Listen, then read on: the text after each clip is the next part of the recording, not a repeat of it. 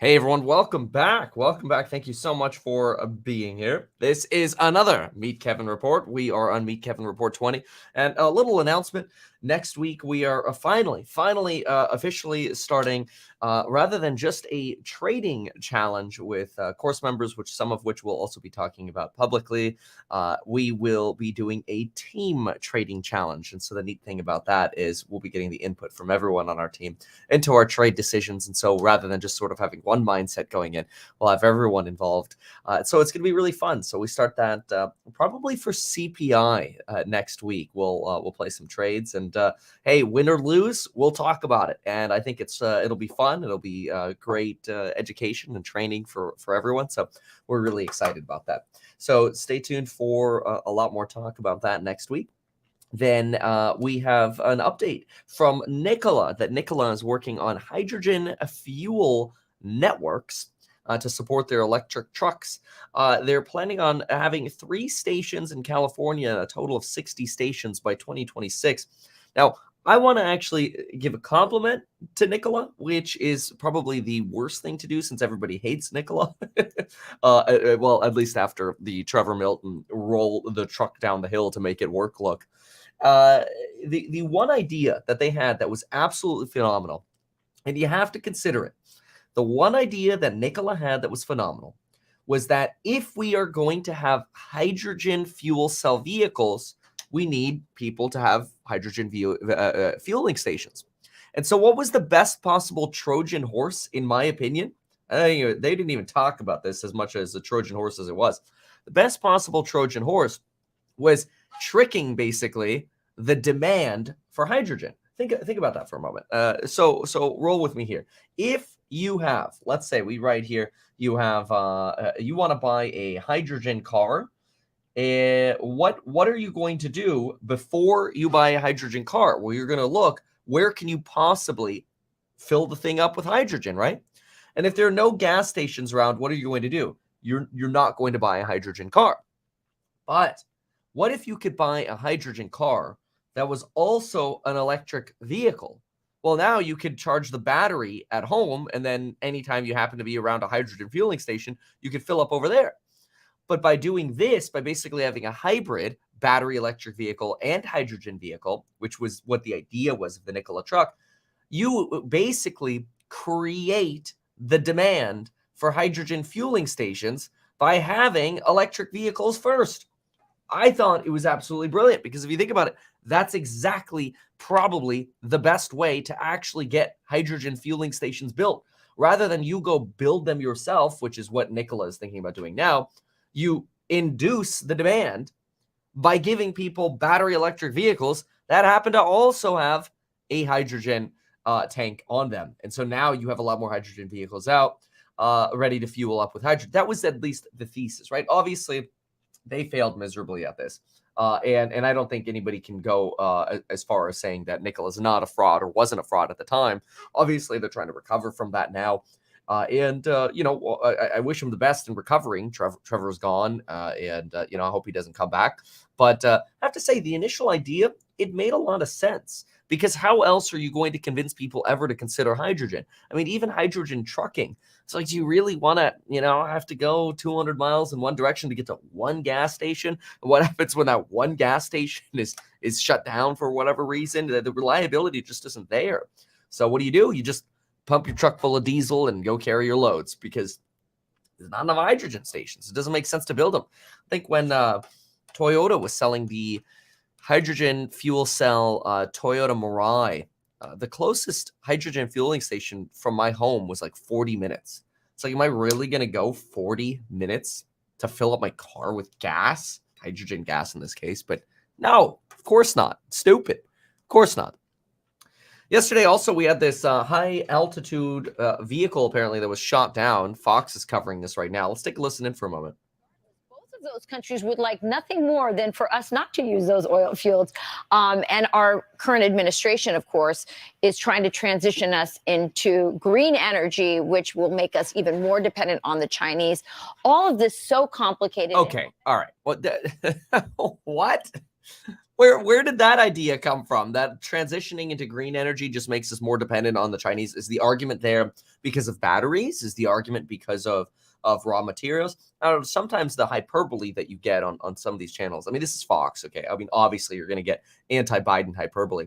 But Biden made it very clear, and we've known this. The only state that doesn't seem to understand this is California. We know that in order to transition to renewables, even BP, okay, like oil, you do not have to be pro-oil and anti-green. I think that's an important thing to remember is you look at BP and Occidental Petroleum. What are these companies doing? EV chargers, wind farms, solar farms. Occidental Petroleum is working on massive carbon capture bets, carbon capture technology. Probably won't be profitable for like 5 or 6 years. But the point is, like, you don't have to be for one or the other. Like, you can actually invest in the oil companies, which they're basically energy companies. They're trying substantially to become green because that is the future. But let's be clear, you're going to need oil and natural gas to get there. Biden's on the same page of that. The only people who aren't on the same page of that, I think, is the governor of California. California's just lost their marbles, but that's redundant. But anyway, so if you hadn't heard, I imagine you had, we apparently we shot down some kind of cylindrical silver object that was floating around Alaska. And it entered our airspace, and apparently the Pentagon decided we could shoot it down over here because there's nothing that it could potentially fall on. And this was also flying at around 40,000 feet, which is right around the level that jets travel, right? Air traffic, commercial air traffic generally travels between 30 to 35,000 feet. Private air travel is usually somewhere between 35, probably closer to 40 to 45,000 feet. So you kind of have like you're sort of one layer above there. But yeah, that argument bothered me a little bit. Sorry, I can't hear that. Okay, so then we've got, what do we got? We got Adidas complaining about potentially losing $500 billion in operating losses, thanks to them not being able to sell Kanye West's, or now Yeezys. At the same time as apparently Beyonce's sales for her Beyonce line are coming in weak, which is kind of surprising because in some sense, it almost seems like the consumer is finally starting to say, you know what? Maybe we do actually need to buckle up and spend a little less money. Maybe we are walking into a little bit of a recession. Now, despite the price wars that Under Armour is creating between Under Armour, Nike, and Lululemon, other athleisure companies, there are suggestions that potentially athleisure could boom again thanks to China's reopening. I'm not as convinced on China's reopening as a lot of folks on Wall Street are. I think it's going to take a lot more time. It's going to be a lot more gradual than people expect. I think one of the things to remember is you've got the people of China. I think they realize there's a limit to how much they can trust their government. Here, it's sort of like, yay, we got stimmy checks, go buy everything, and it's YOLO, spend all our money. I think you've got a very different culture in China, and I'm not saying one is better than the other, but I think in China you've got a lot more, how should I say, conservatism with spending money, and that is do not rely on the government. Probably not a bad idea. You have folks like Larry Summers saying, oh, turbulent periods are coming ahead. Complacency is setting in. Not sure if we're heading to 2%. And we've got a lot to talk about regarding inflation as well today, which we'll do that. Inflation, the Fed, and the markets. So we'll absolutely do that as well. Let's give a take on the Strike Foundation. Maybe I've missed this. I haven't heard anything on this. Nikola has lost all trust. Well, yeah, that's definitely true. That is absolutely true. When you roll down a truck down a hill to defraud investors, you basically give middle finger to everybody who's ever even considered investing in Nikola. I personally think they should have probably changed the name of the company after what happened, just to really separate themselves from the disaster of the fraud that happened. Oh well. So I found this video I wanted to go through because I think this video is pretty incredible. So let's go ahead and go right into this. This is a Bloomberg video, and it was I actually really enjoyed the perspective she gave yesterday, and I think you will as well. So let's go into it. Here we go.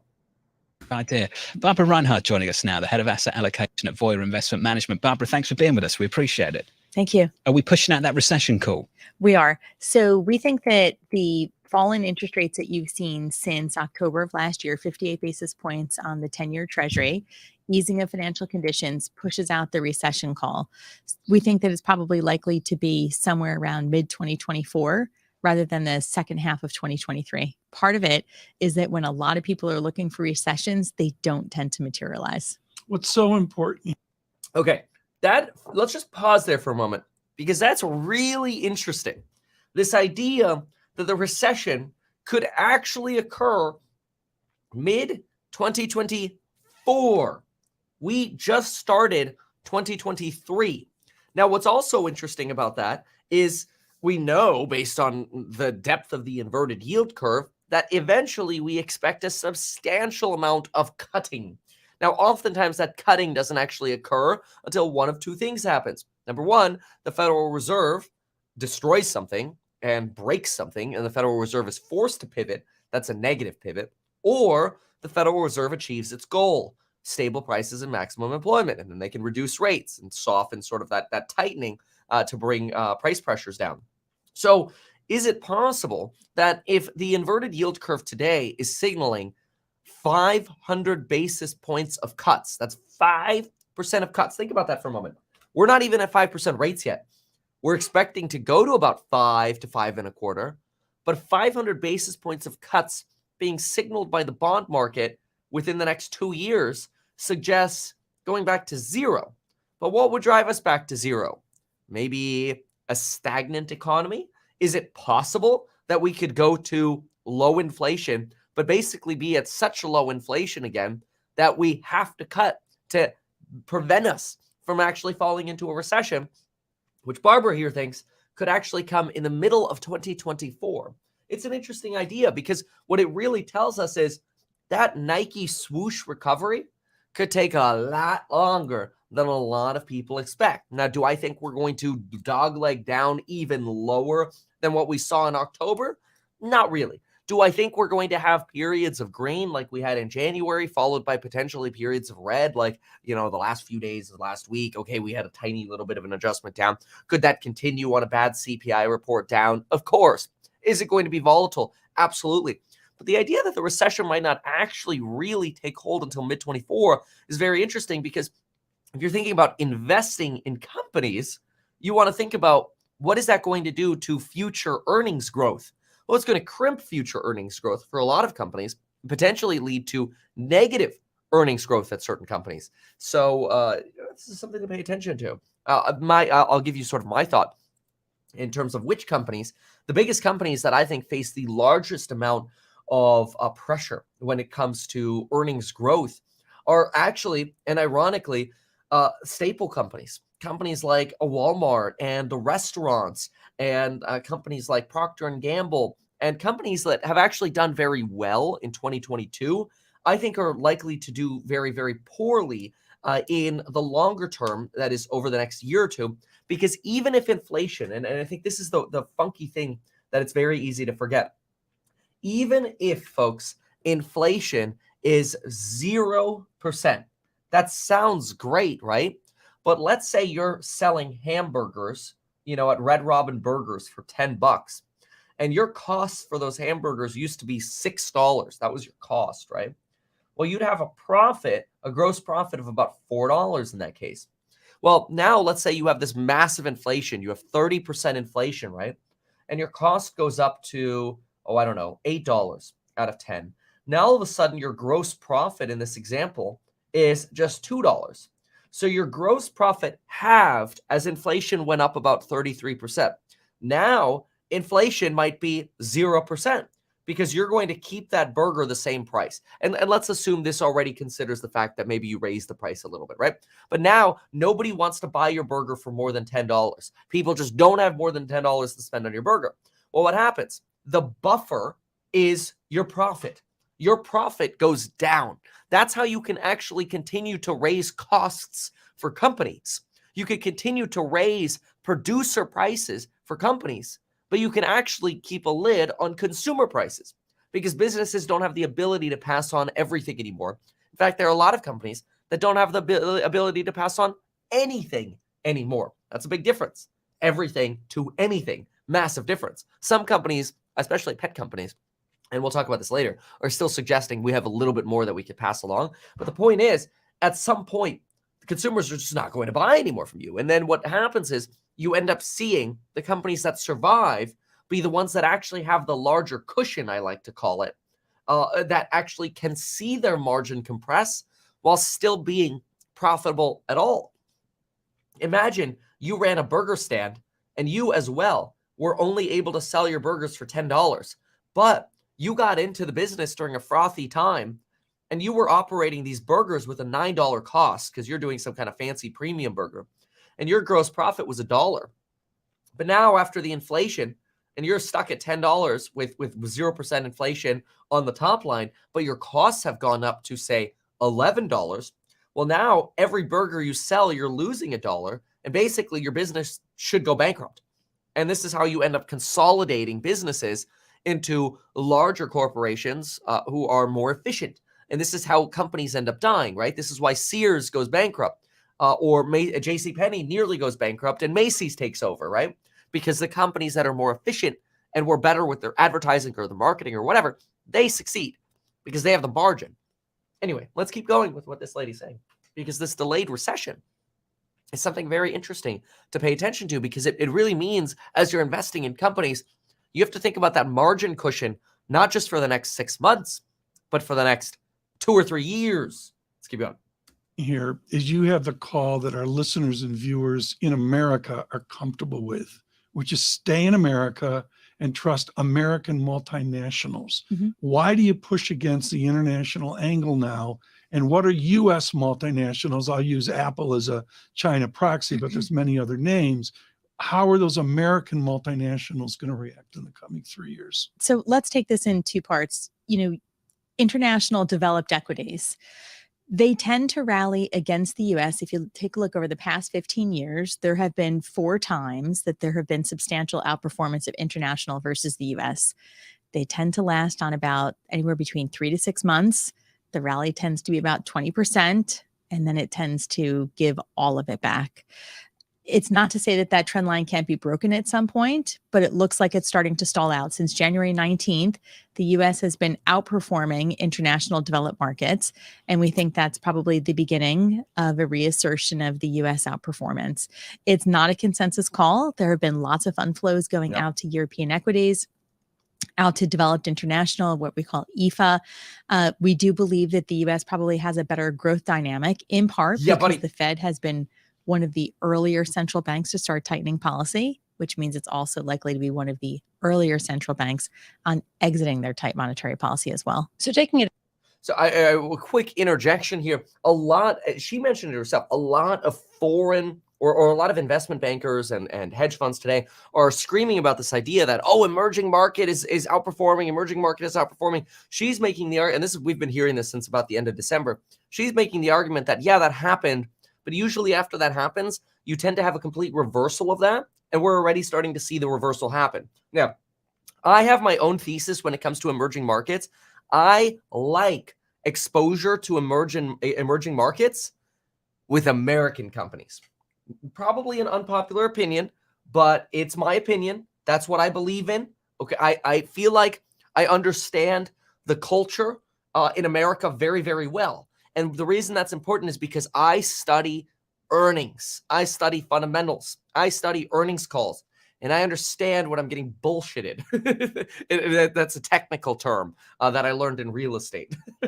But anyway, so if I want foreign exposure, what do I like? I like Starbucks. I like to a more limited degree. I like Enphase to a greater degree. I like Nvidia. I like AMD. I like Tesla. I like Taiwan Semiconductors, even though that's a foreign company. That's an exception here. I'll put a little asterisk on there. Taiwan Semiconductors, foreign company. The idea, though, of getting American companies that have exposure to international and a large portion of their sales with an exposure to international, I think is a fantastic way to play international. I mean, look at Tesla, 55% is international. You look at Nvidia, AMD, you're looking at 25% international. Starbucks, TBD, but because they've just blown up their stores in China. But I think you're going to see a massive boom in Starbucks China. Although I'm not invested in Starbucks yet, I'm still waiting for the right time on that one.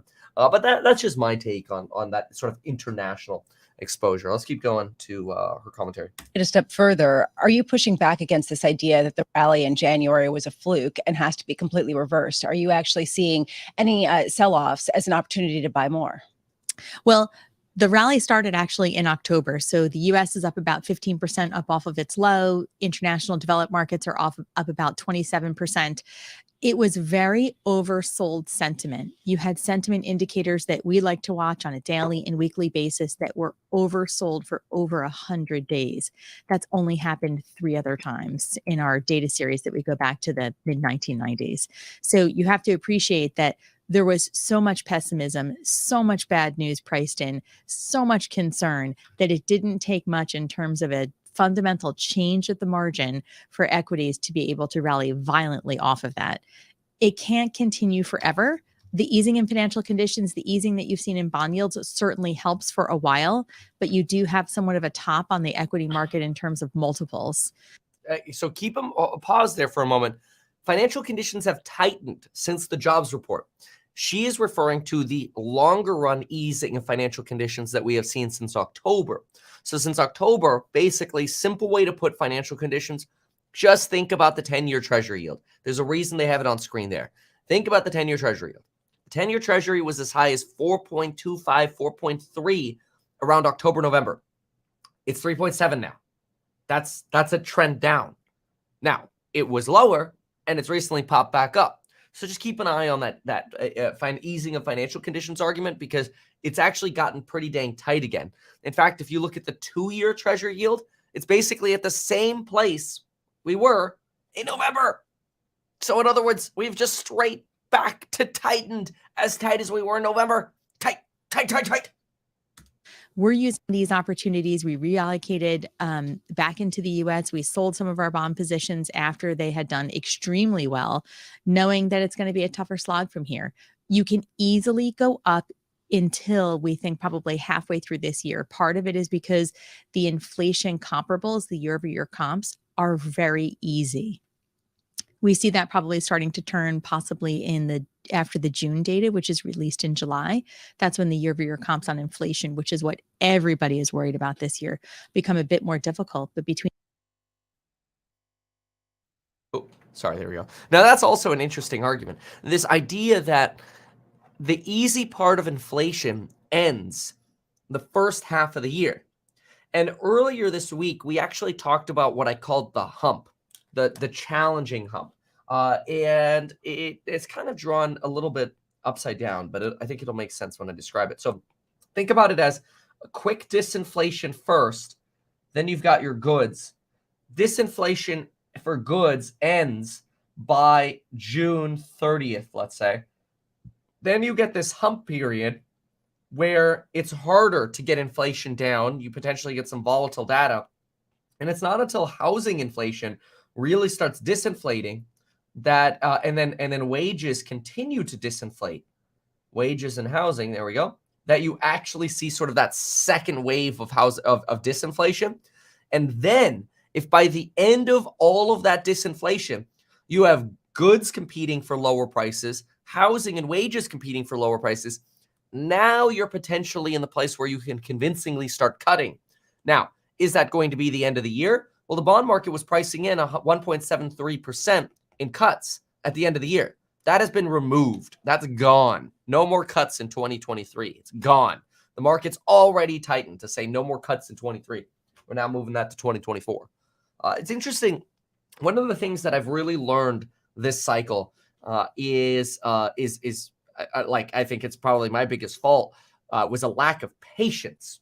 And I think that's still important today, is even though we could thread the needle of the soft landing, it's all going to take a lot longer. And so I think it's really important to consider that. Anyway, we'll keep going here. between now and then, it's probably likely Who higher let for her in? equities. She's too optimistic. I mean, you know. Not one of Bramo's friends. Yeah, you I know. actually think this is fascinating. Oh, do you? I like actually data. really enjoy Yeah. this greatly. And I think What, as a bear, you enjoy this? As someone who is skeptical of groupthink, there's so much groupthink now that there's actually going to be some big fall that I kind of like that it's pushing against that. I like the, counter consensus. I appreciate that. Appreciate that. I appreciate this from Michael Hartnett this morning of Bank of America. You're going to love this, Tom. This is great. An English strategist moved back to London with a wife from New York. After 3 years, someone asked the wife, what's the best thing about living in London? The wife replied, Paris. And what's the best thing about stocks in 2023? Bonds. Isn't that great? The best thing about 23 about stocks is bonds. And he puts out this chart. I think Michael Hartnett's just tremendous. Michael, why don't you come on this show? I don't know. Anyway, puts out this chart. Best start to the year for 60-40 portfolios since 1991. Yeah. Is that going to continue?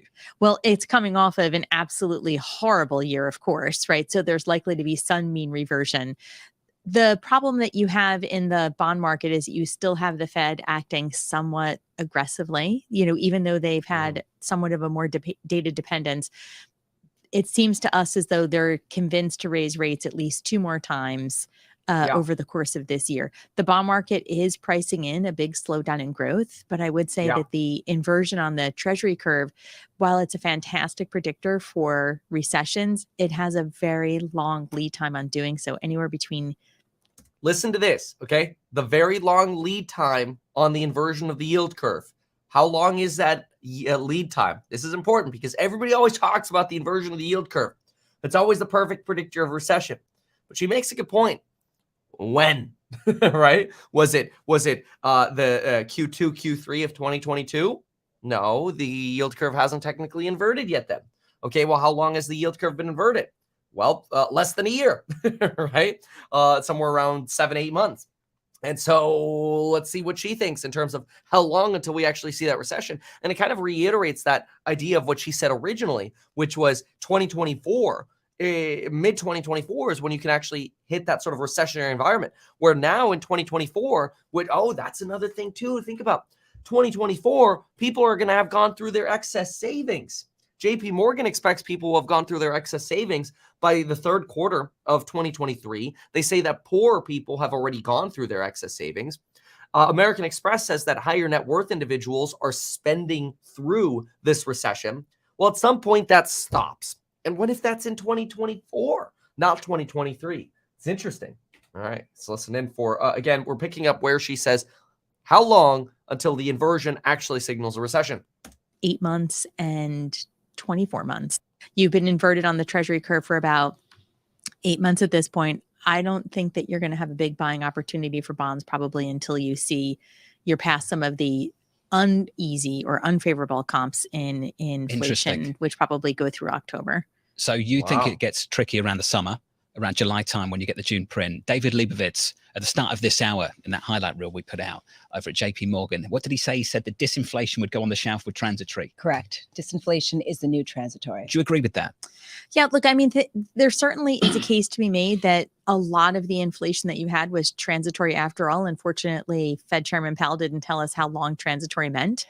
But you've had, a 15-month upleg in inflation.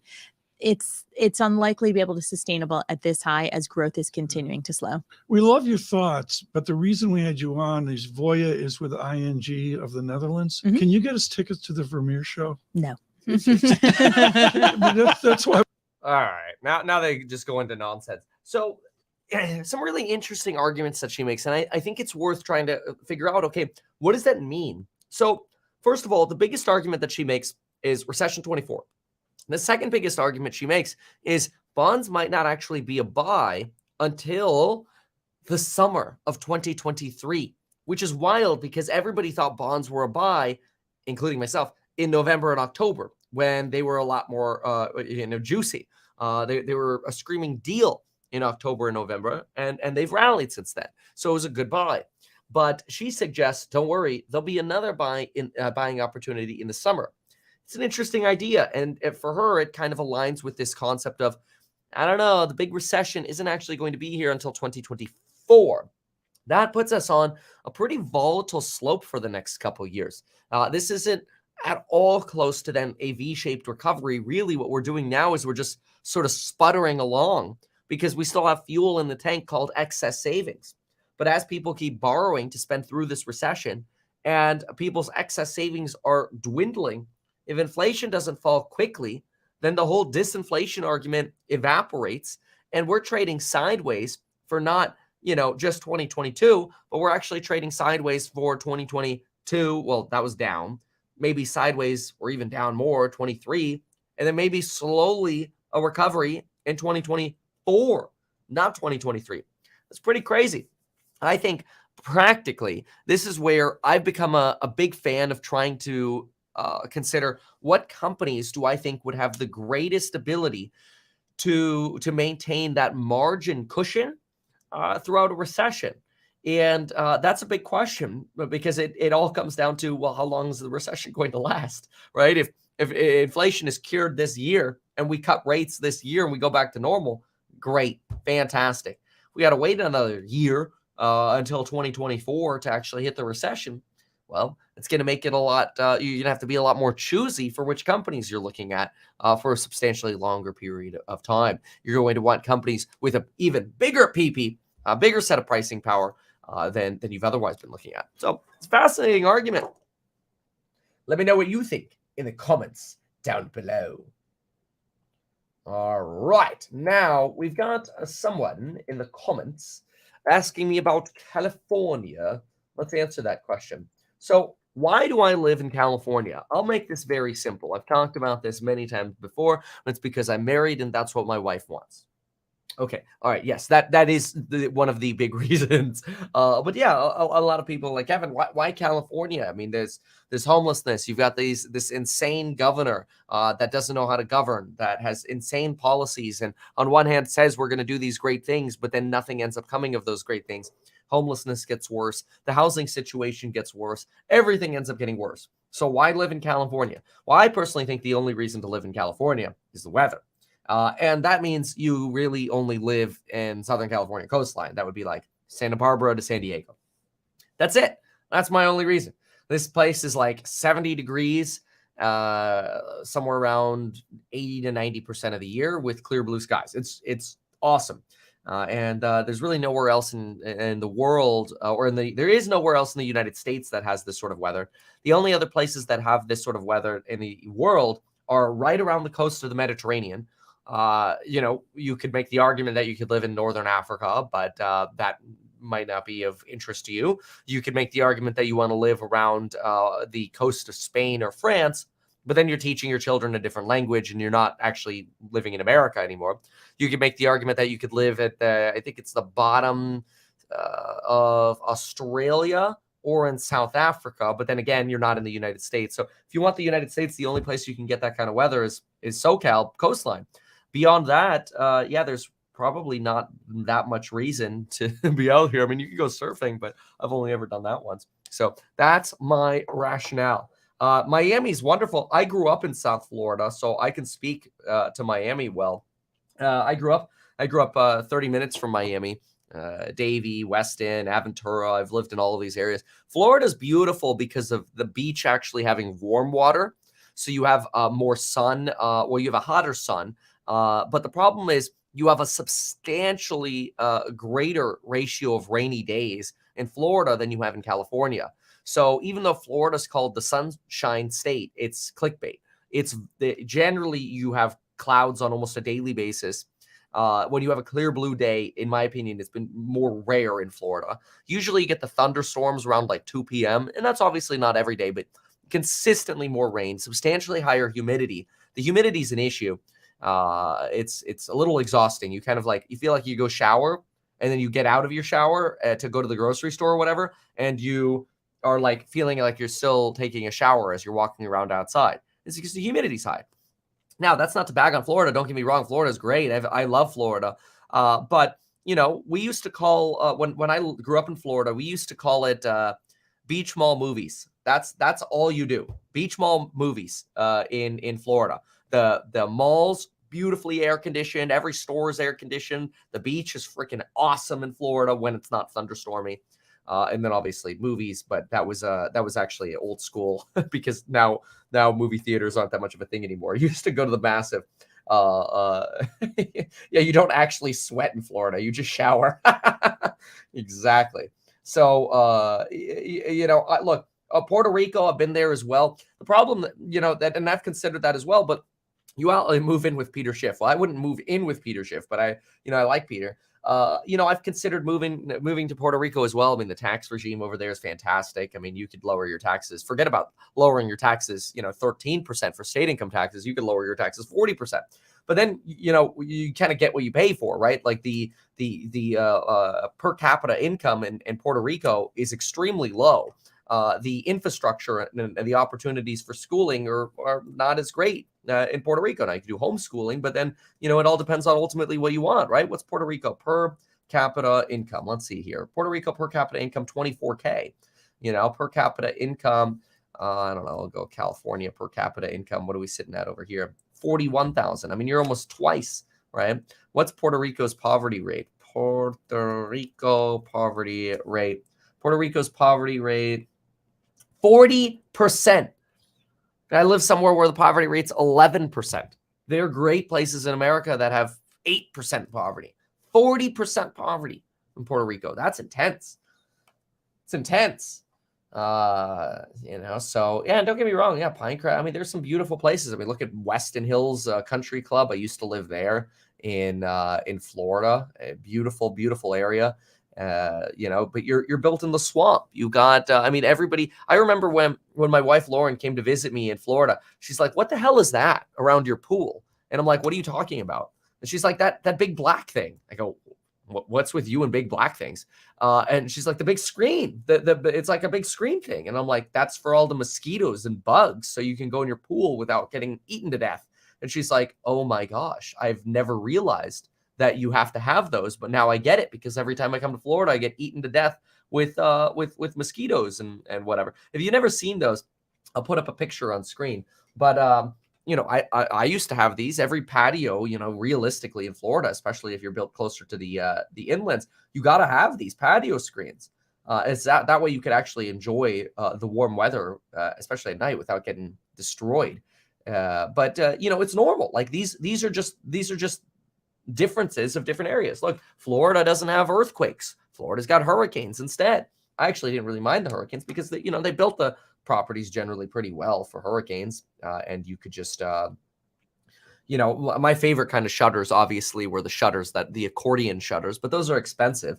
When I was a child and we didn't have money, we had to hang and most people do this, so it's not like like that uncommon. It's not like you're poor if you have these shutters. It's just you just don't have the accordion shutters. You'd have to take the big metal corrugated sheets of aluminum to cover up your windows, and if you didn't have gloves, your hands got shredded to crap. But sure. Gilbert, Arizona, there's some beautiful, beautiful places in Arizona. You've got 4 months of the year where you kind of are not wanting to be there, though, right?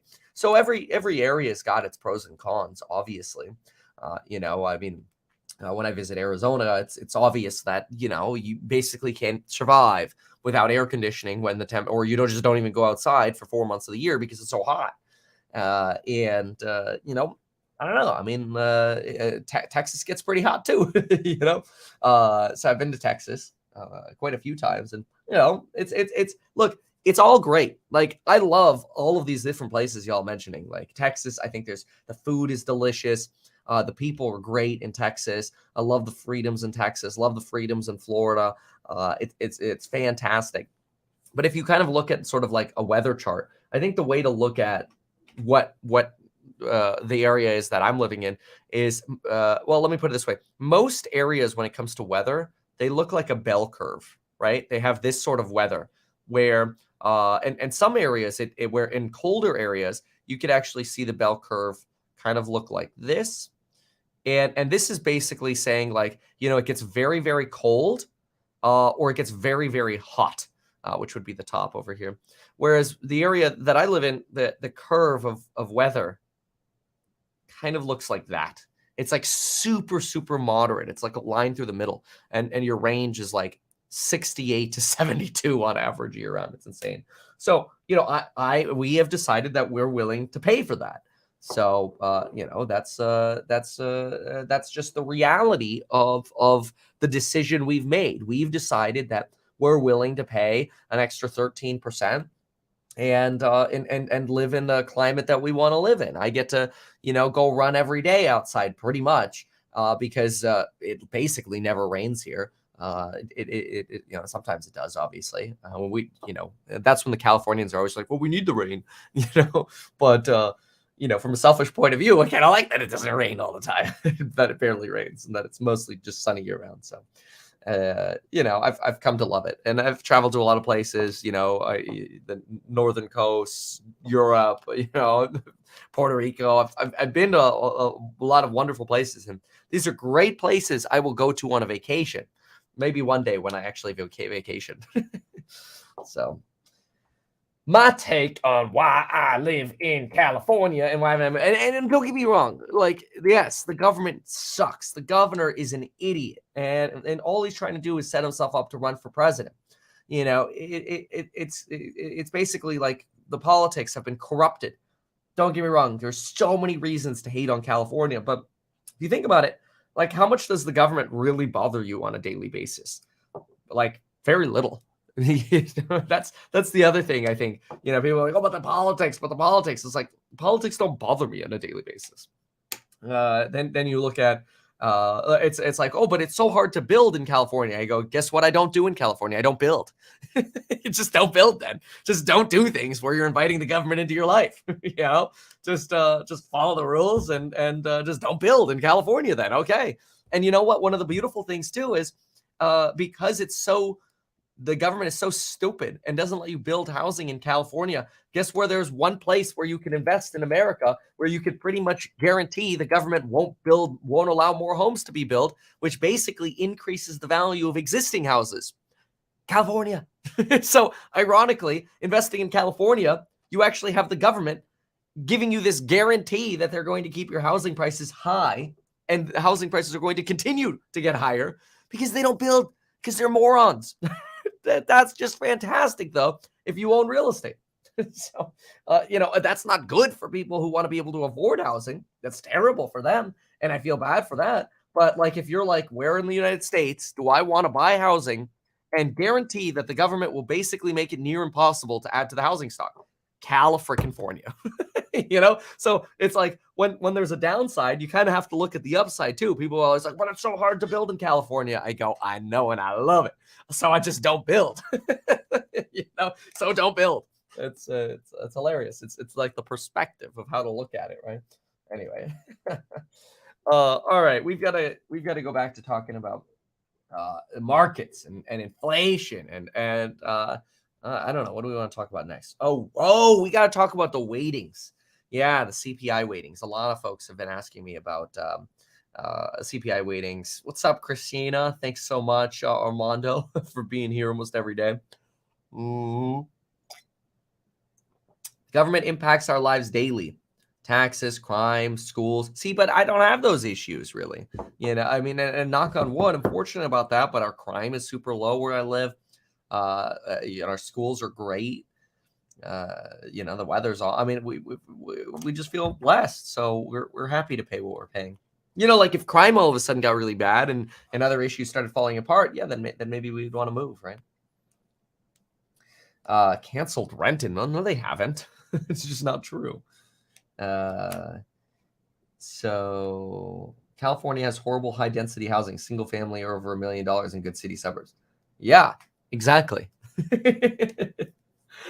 All right. So let's talk about those weightings. Somebody was asking me about weightings here earlier. I'll talk about that. But first, let's take a sip of this. Looks like we got some anti-venom today. Uh-huh. Mm-hmm. Who played RuneScape? Did anyone play RuneScape? Leave me a comment down below. All right. So the CPI weightings. All right. Let's see. CPI weightings. We've got to talk about a few different things. First, we've got to understand CPI weightings. We're going to understand what actually happens when energy shocks affect inflation, which is actually what we're expecting to happen on Tuesday. An energy shock of inflation. What does the Federal Reserve think about that? And what's actually happening with companies passing on pricing increases? Who is left that is passing on pricing increases? And are there some companies that actually are? And could those potentially be a red flag? Well, let's get started first by, as I said, looking at the CPI weighting changes. Now, a lot of people have been freaking out about these weighting changes coming. We just got the data on how the weights are actually going to change and how those would have affected last year's data if we even consider them as applying to last year, which they don't. So looking at last year's data doesn't even really matter because last year's data had the weights that it had. Now we're looking at this year, and we're going to look at the weights that this year has. And this is how the weightings have changed. So what you're going to see on the bottom is you're going to see relative importance. So the more to the left they are, the less important they are. And then to the right, we are going to, and then up or down above the line, we'll see, okay, well, have they been increased in importance or decreased in importance? And what we find over here is that education and communications have been slightly increased in importance. Apparel slightly increased in importance. Recreation slightly increased. What's actually gone down has been medical care, transportation, other goods and services, and food and beverages, which is actually really interesting because food and beverages, that's where you've got some leftover inflation, and you're seeing that get weighted down. But you're also seeing housing get weighted up. Now, that's really interesting that housing is getting weighted up because housing in total is going from a 42.4% weight to 44.4% weight. Now, that is bad if you look at last year. If you look at last year, it actually makes inflation somewhat end the year worse. Here's kind of graphically what that looks like. You can see over here with the new changes, inflation ended higher. That blue line is with the new revisions, and the dotted line is before revisions. But the blue line ended higher. That's because housing inflation actually popped off more at the end of the year than earlier in the year. Housing inflation has still been rising, and now housing is becoming more important. But what's fascinating about that is if we go to my thesis, my thesis of the hump of inflation, which is that the first phase of inflation is we have goods disinflation. Then by around June 30th, we hit the end of goods inflation and we start getting harder CPI comps, which basically means it's harder to show that we've had a larger decrease over last year. It might take a moment before we actually start seeing that housing and wage disinflation come towards the end of the year. But when we actually start seeing that housing disinflation, we really think that we're going to see inflation plummet. Now, housing disinflation specifically comes from a measure known as owner's equivalent rents. And we expect owner's equivalent rents to really plummet. I mean, substantially plummet. And that's because CPI reads are really delayed when it comes to owner's equivalent rents. CPI reads, if you look on screen now here, show increasing CPI rent, even though actual new tenant rents are trending substantially down. Now, we are just about to hit the crossover point where we should start seeing CPI rent start falling, but most estimators suggest we won't actually start seeing CPI rent realize that actual rents are coming down until potentially the beginning of Q3. And that's because rents skyrocketed so much higher than CPI rent that you're actually still playing the 6 to 12 month lagged catch up, where in a weird way, CPI rents are still going up because they're chasing how high rents have gone, even though rents are already on this downslope. I think the easiest analogy for this is think about it kind of like a roller coaster. CPI rent is going right, going up the sort of chain lift of the roller coaster, but everybody on the actual new rents is already like in the trough. Everybody's already kind of like wee, like, or maybe not even at the trough. You're just on the downslope. So you're kind of like that next car on the roller coaster. You're that CPI rent where you're kind of like, well, we're still going tick, tick, tick, tick, tick, tick, tick, tick, tick. We expect the wee for CPI inflation to come, but because we're still going tick, tick, tick, tick, tick, tick, tick, tick for rental inflation and CPI, it actually means we're still getting higher inflation reads, even though we know the wee is coming. So it's like kind of weird and kind of broken. And then some people are like, well, what if the we doesn't happen because, you know, we get derailed off the tracks or something? And then obviously we have bigger problems then. Nobody wants to fall off the roller coaster because then you've got real big issues. But widely, the Federal Reserve and institutions believe that housing inflation is actually going to plummet in 2023. Now, what's remarkable about that is if these CPI weights are actually giving more weight to housing in 2023, then it actually means we probably will see even more disinflation than we would have had if it weren't for these weighting changes. Now, why are these weights being changed? Well, there are two ways you can think about why the weights are being changed. One way is you put the tinfoil hat on and you go, they're trying to rig it to make Joe Biden look good before the election. Okay, that's one thesis. The other thesis is the Bureau of Labor Statistics looks and says, okay, based on where prices are today, how much of the average consumer spending goes to housing? Well, we think more of the average consumer spending is going to housing this year than in previous years. And honestly, that's probably true. They also think that people are potentially going to spend less money on maybe going out and spending money at restaurants and dining. So they're lowering the relative weight of food and beverages. That doesn't mean you eat or drink less. It just means that you might be spending less on that relative to housing because housing costs have gone up so much. So that's why they make these weighting adjustments. Really, in the grand scheme of things, looking back to how these new weights affected inflation last year doesn't matter because that's already in the books. So there were a lot of articles circulating on how inflation was higher last year because of these changes in weights. It doesn't matter. The weights matter going forward, not going back. Now, there are obviously issues, the other issues that we have to talk about regarding inflation, and that is the potential that inflation is still relatively sticky. Now, one of the ways that we could potentially see that inflation might be sticky is by looking at companies that are still raising prices. So you've got this, you had a course member who actually reached out, sent me an email of their pet stores. They operate 7 pet stores in one part of the country, just to keep it private. I won't mention where. And they're talking about how all of their food costs are increasing. And this is very interesting because when you look at the list of, and then they also anecdotally say that, they're even seeing the cost of toys increase and they expect to pass on some of these price increases. And so this is this anecdotal argument and also with their evidence that prices are going up for foods.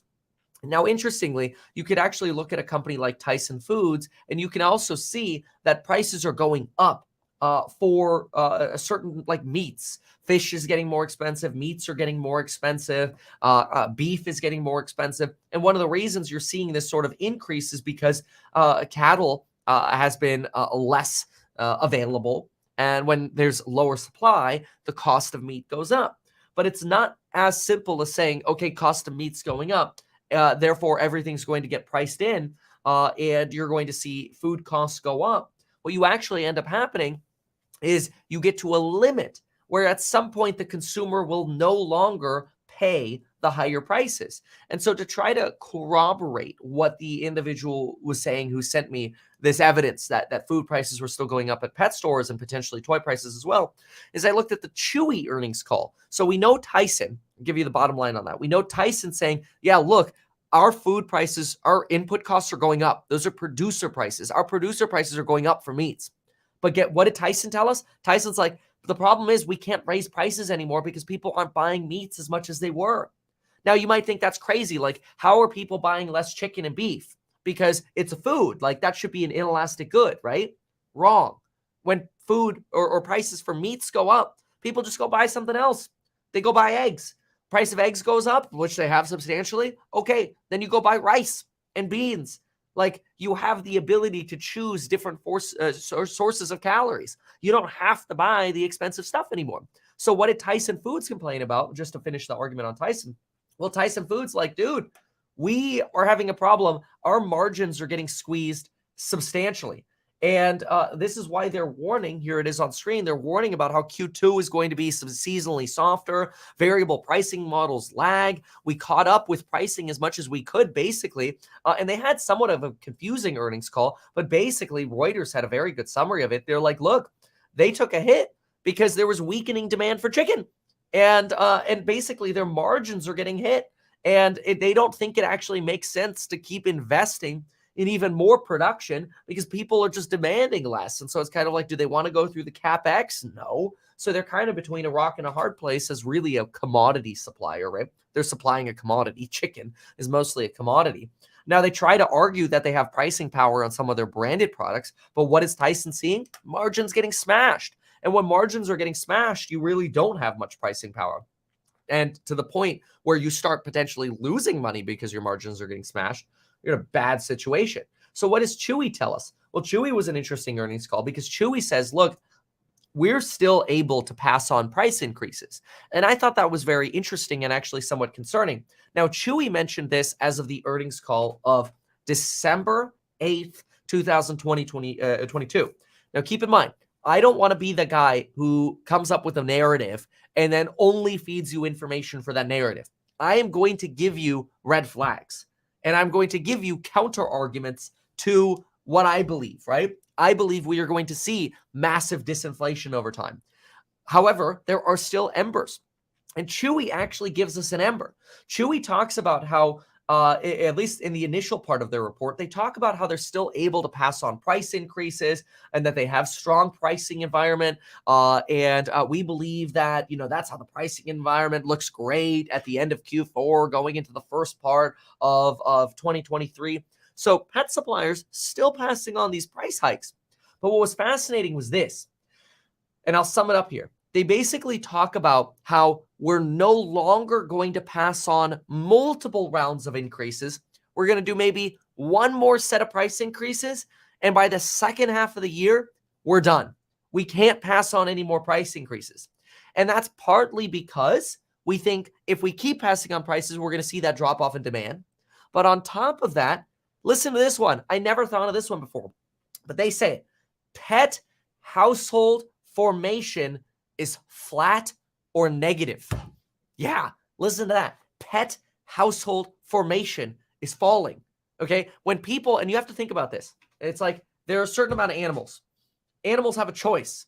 Well, they don't have a choice, but people with animals have a choice. But animals either end up like basically in a shelter, or they end up in a poor household, which will put in the same bucket as a shelter. I know that sounds harsh, okay? A poor household can be loving as well. But I'm making a point here, is that a shelter is going to feed the kibbles, the hard food, right? The dry goods. We'll call it dry food for the animals. So a shelter gives dry food for the animals, and a poor household is going to provide dry goods for the food to eat. A wealthier household is going to provide, new toys and the fancy, like the salmon meals and the chicken meals that come in the cans for like the cats and the dogs, right? They're going to spend money on all the premium food rather than basically the basic food. And so if you create less new households, that means you potentially start seeing people who are spending a lot of money on their pets spend less. So you potentially start moving wealthier households to the style of spending of poorer households. But if you're also creating less new households in the get-go, well, who's most likely to spend on their pets like crazy? Well, the newer households. And then eventually people are like, damn, we're spending way too much money on the animals. We got to start spending like the poorer households, right? And so that's where lower pet household formation actually reduces the demand for premium foods for animals. So this is where Chewy, even Chewy, is telling us, yes, look, we are going to be able to, in 2022, we were able to do, let's just say, 4 price hikes. In 2023, we think we're going to be able to divide the year in half, and we'll be able to do 1 price hike in the first half and 0 price hikes in the second half. So you're even seeing where the embers are, the disinflation charted. And this is why I really believe that disinflation is coming, because even where the embers are, you're seeing that disinflation come. Now, one of the very few places you're still seeing like hot inflationary embers is aerospace. Yesterday in the course member live stream, we were looking at the GE earnings release and as well as the GE earnings call. And that is one place you're definitely still seeing inflation. And I can tell you, as a plane owner, the shortages that still exist in the plane industry suck ass. They're really, really bad. That's okay. Should be flying again next week. I got a new windshield put in, My plane got upgraded. Let's go. Anyway, so there are still embers in the economy, right? But we want to pay attention to, are those embers going away, or are they still burning stronger? Yesterday, we were talking about how we're starting to see this massive wage disinflation happen, right? And Uber, 36% more drivers. Lyft, extreme surge of new drivers. As you increase the labor supply, you decrease the pressure on wages. So everything's pointing to disinflation. The question now is, how long is that disinflation going to take, right? And now this is interesting because Nick T, he shared a piece on the impact of energy hikes on inflation. And he basically shared this piece, which when he shares a piece, we think it's basically the Fed giving it to him and sharing it. And so he shared this research about the inflationary impact of energy prices on longer term inflation. And basically, they make the argument that contrary to popular belief, the surge of inflation in 21 and 22 was not primarily caused by energy prices. And they say in the piece that COVID shattered these popular beliefs, that even though it feels so similar to the energy shock of what we saw in the 1970s, inflation ultimately is driven by people's ability to spend money, not by energy prices. And they talk about how, yes, eventually higher energy prices could get passed on through the prices of other goods and services, but the limit, the ceiling on those prices is ultimately what people are able to pay. And as a result of their modeling, and this is just, one study here that's shared by the Federal Reserve Bank of Dallas and Nikki T, they suggest that one-time unexpected increases in gasoline prices do sharply increase headline CPI, but that impact only persists for about 2 months before having an indistinguishable from zero impact on future inflation. In other words, there's no evidence that persistent inflation is caused because of a gas or energy price shock, that basically you end up only having the energy price shock to the extent that energy prices keep rising. But as soon as energy prices fall, that longer term inflation impact doesn't exist. You go right back to sort of that disinflation environment. That's interesting. But what's more interesting is that they're sharing this piece right before a CPI read that we think is going to be hot because of energy prices. Energy prices went up over the last 30 days, and we think the CPI read on Tuesday is going to be hot. So this is kind of interesting, right? So now the reason this is so important is because everybody, and I hear this all of the time, and I ideally want to try to put it to rest just by making it really, really simple. People are like, Kevin, prices went up so much. How are we going to get them to go down again when inflation's 6%? That is not the question. The question is not, how are we going to get prices down? That's what's so important to remember about the Federal Reserve. The Federal Reserve does not care that your life just got more expensive. Okay, I should not say that because I do believe that at the heart of it, people like Jerome Powell probably care about you. But let's be real. As an institution, the Federal Reserve does not care that things are expensive. They care that things are stable. And as long as prices are stable, even if they are stable high, they're good. They've done their job. So prices do not have to come down. And I think that's the important thing to consider is, fine, prices don't have to come down. So what does that mean? Well, that means people are going to have less money to spend on stuff, which means you really want to double down on looking for companies that have a lot of pricing power. Because like Tim Cook says, people will stretch to buy their iPhone. But maybe that means they're not going to the Cheesecake Factory as much anymore. And the wealthier people, instead of dining at the Cheesecake Factory, are going to Chipotle. And the people who used to go to Chipotle that are poor are like, shit, I can't go to Chipotle anymore because it's too damn expensive. I'll just eat at home, right? So like you do get that sort of trade-off. That happens. And that's the question. That's the big question, is how does the recession impact company earnings?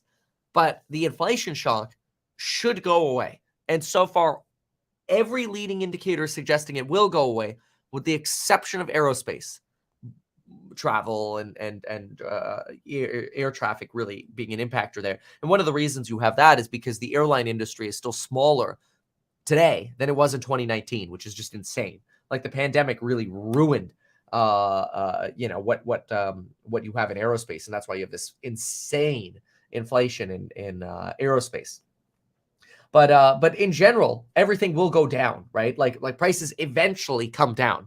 No, it takes a long time. You know, a lot of people like Kevin, but egg prices have started coming down. But one of the things that's interesting is you can also raise more chickens. But again, that takes time, right? That's the real question, is how long is it going to take? So it takes time to increase chicken production. But then again, remember, eggs are not an inelastic good. You can eat things that don't include eggs. I mean, vegans survive, right? So like you can get off of eggs. So that is something to consider. Generally, things that are considered purely inelastic, which means people must buy it no matter what the price is. It's a vertical supply curve, right? Or a demand curve. Like you will buy it no matter what the price is. Your demand is 100%, no matter what the price is like insulin, right? That's an example of something where you have purely inelastic demand. But you know, you don't want huevos anymore because they're really expensive. You go eat rice, right? It's simple. And the economy broadly makes that decision. You know, you might say, I don't care if the eggs are $1 more. I'm going to keep having eggs because you like eggs in your face or something. I don't know what you're into. You can do whatever you want. But, you know, that doesn't mean broadly as an economy. The economy won't adjust to fewer eggs. So that can absolutely happen, and that ends up that's just the way the world works. I mean, when rice gets expensive, people go to potatoes, right? When potatoes get expensive, people go to wheat. When wheat goes expensive, you go to the other side of the triangle. You go back to rice. You know, it's actually a fantastic way the world market works. Of course, then you have people that are super anti-capitalism and are like, no, we should just have everything handed to us, and we should have pure socialism. Like there's this guy drives me nuts. I actually called him a pansy on Twitter. Take a listen to this guy. Okay, this was just like disgusting. All right, ready for this? Hold on a sec. Let's listen to this pansy. Stand by for a disgusting video. Stand by as Morgan Freeman asks you to stand by. Here we go. It's sick and twisted that I have to work just to survive, just to live my life for basic ass necessities. Like, I don't want to work until the day I die just to eat, shit, and sleep. Basic human necessities, it shouldn't be controversial.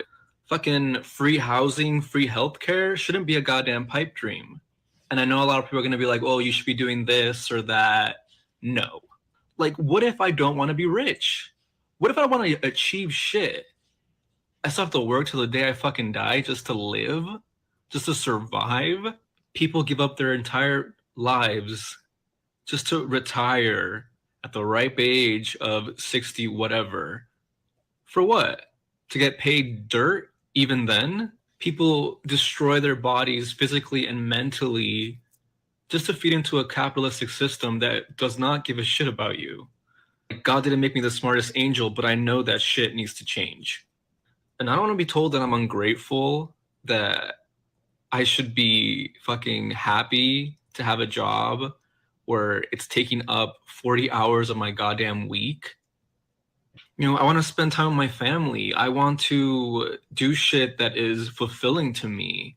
But all that shit like requires so much privilege, it requires so much wealth, and it's just fucking messed up. Like fucking universal healthcare, like universal like basic income or whatever. Like it needs to happen now. Like these fuckers got us to the moon. Like y'all can fucking figure this shit out. But you know, the rich just wants to get richer. They just want to keep exploiting marginalized people. They don't want to fucking give up their wealth and fucking help others. And for the 1%, like it'll never be enough. Like when will it be enough? Like I don't need a goddamn mansion or to be a billionaire. Like for fucking what, man? So that I can exploit others and take away from others? Like fuck no. All the billionaires can rot. Wow, that was extremely discouraging. I have lost a lot of faith in the new generation of humanity. I'm pretty disgusted to see people suggest that they deserve to live for free when 40% of the world lives on less than $1 per day. Billions of people in the world work their ass off for less than $1 a day, working in factories and in slum to work to survive. And this person wants free everything, free food, free housing, so he could sit on his ass and, as he said, spend time with his family because he doesn't want to put in 40 hours a week of work. You realize the 40-hour work week is already very good. Now, some people might take issue with that, but let's be real. If you're awake for 112 hours a week, that's about 16 hours. That gives you a full 8 hours of sleep. If you're awake for 112 hours, you've got a lot of time to spend with your family. In fact, you have 72 hours to spend with your family and to do whatever you want. Even if you take out maybe 12 hours a week of commuting, which is generous, you have 60 hours to do whatever you want. You have 50% more time to do whatever you want and still have a full-time job, earning a fantastic living in America relative to the billions of people who survive on $1 a day or struggle to survive on $1 a day. Imagine if people like this existed 100,000 years ago, or even 10,000 years ago in the ages of the Neanderthals. You know what? I shouldn't have to work for my food. I'm just going to sit in this cave. Well, guess what happens to you, you dumb nut? You die. Now think about this. Think about all of the hardworking people who even live in relatively developed countries. I'm not even talking about the billions of people who live on $1 or less than $1 a day. I'm now talking about normal people who work 40 plus hours a week and they try to live normal, developed lives in a country like Turkey. Guess what? There's so little capability to keep people from dying in an earthquake because we need people to work more, not less. We need a government that is actually willing to require proper earthquake standards so people don't die in earthquakes. This should be basic. But guess what? The government doesn't have enough money to do it. There's not enough money to go around to make it so that people who even work full-time lives and try to live actual lives, there's not even enough money for them to not get killed in an earthquake. And here you want a free home. It's like such a disgusting comparison to what's actually happening in the world. And this idea that, oh, well, rich capitalists, just want to exploit people. Rich capitalists and the capitalistic system is designed to make sure that our livelihoods get better.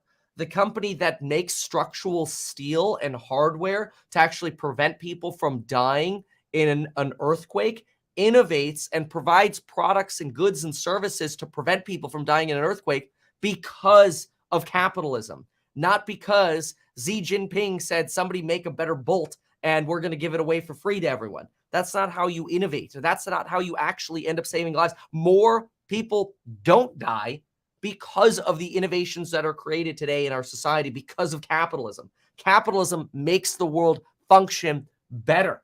Is it perfect? No. There's a lot of work to do. There are a lot of people that don't have iPhones to record TikToks like this douchebag. There are a lot of broke people who are starving. That's scary.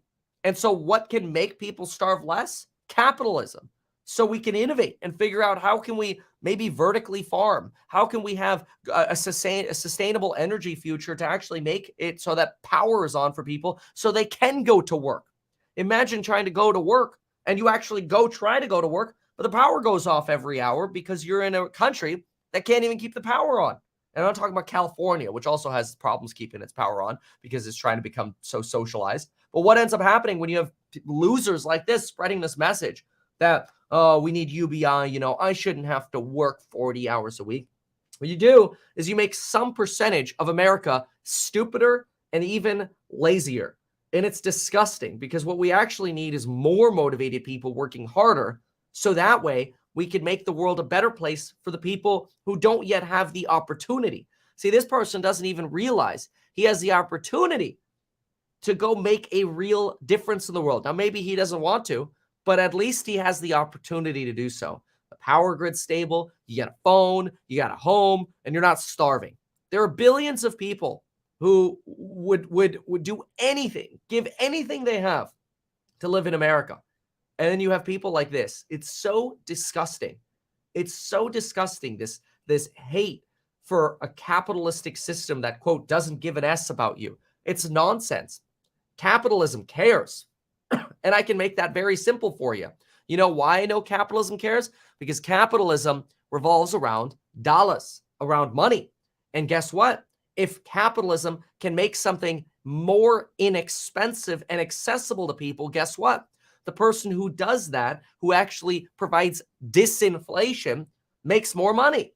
And so what do you have? You have a country that's motivated to provide either better value, so innovative products, or better products or even equal products at a lower cost. So capitalism actually makes it more accessible for people to live a safe and quality life. Look at a household 50 years ago. A household maybe, if they were lucky, had one TV and one car. Now, American households in poverty have 2 to 3 cars, 4 to 5 TVs. Everyone's got a laptop. You want to learn how to type? You can do it for free on the internet. You want to take MIT classes? You can get those for free on the internet. Capitalism is phenomenal. Are there problems? Absolutely. But this scumbag is not the solution. It's exhausting. All right. Next. Well, we got to talk about, let's see. So that's,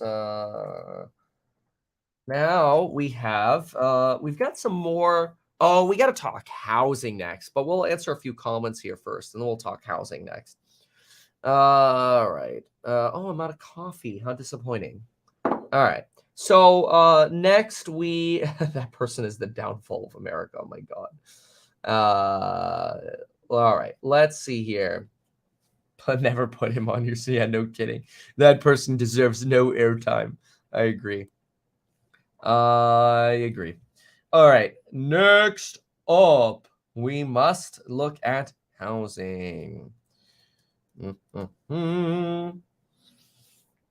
Okay. Yeah, this is pretty crazy and also kind of scary. Keep in mind, you can follow me on Twitter to see more of these things. So we're going to talk about housing in a moment. Do keep in mind that now Ross Gerber is also wanting to run for the board of Tesla. Obviously, y'all know Ross has been on the channel many times before. Some people don't like Ross. I think a lot of people love Ross. I think Ross is great. He's got a phenomenal heart. He's a great guy. So shout out to Ross for making the run. You've also got this guy, car dealership guy again. I've mentioned him a few times. One of the things that's very interesting about this is he talks about basically cars getting so unaffordable that what's happening is people are basically canceling their car insurance the day after they buy a car, because you when you buy a car, you need proof of insurance because it's not legal to drive a car without insurance. But it's gotten so expensive to be insured that and to have a car that people end up canceling their insurance. How crazy is that? Save on insurance just to be able to afford. It's insane. Absolutely insane. It's wild. Somebody here says, how does capitalism work for the poorest states? They're dominated by Republican states. These states suck our federal dollars. I think the issue is more where's the greatest innovation, right? And in some of our poorest states in the United States, you don't actually have a lot of innovation. So you don't actually have the real wealth draws, right? Instead, you have potentially more retirees who are essentially, living off of Social Security or pensions or such, and you're not actually providing value to society anymore. The point of capitalism is that if everybody provides value to society, well, first of all, the people who provide the most value generally get the most, but then that's actually the driver, right? The point of capitalism is if you provide more, you get more. It's actually a very simple concept. The more you provide to other people, the more you get. That's the thesis. And so what's the motivator? Well, the motivator is to get people to provide more value. And if you're a Yomi, somebody who's like, you owe me a free house or whatever, and you don't provide value to society, guess what? You get less. It's surprisingly simple. All right. So let's get into this housing piece. You don't really have to get into the whole Republican versus Dem thing right now. All right. So the housing piece was remarkable.